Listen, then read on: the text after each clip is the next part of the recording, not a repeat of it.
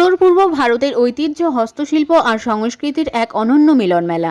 স্বাগত স্বদেশী মেলা 2026-এ ভারত সরকারের উদ্যোগে আয়োজিত এই মেলা শুধুই একটি মেলা নয়, এটি আত্মনির্ভর ভারতের এক শক্ত বার্তা।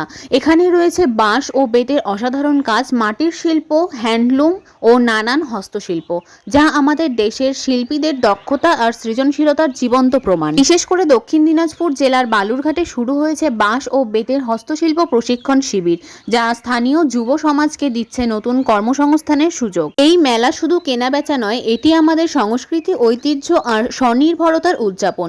চলুন আমরা সবাই মিলে স্থানীয় শিল্পীদের পাশে দাঁড়াই আর সমর্থন করি স্বদেশী উদ্যোগকে। দেশের বিভিন্ন প্রান্ত থেকে শিল্পীরা এখানে স্টল দিয়েছেন, যেমন আসাম, মধ্যপ্রদেশ, ত্রিপুরা, মেঘালয় সহ আরো অনেক রাজ্য থেকে এসেছে অসাধারণ সমস্ত হস্তশিল্প। এখানে প্রতিটি স্টলের পেছনে আছে একজন শিল্পীর স্বপ্ন, পরিশ্রম এবং আত্মনির্ভর হওয়ার গল্প।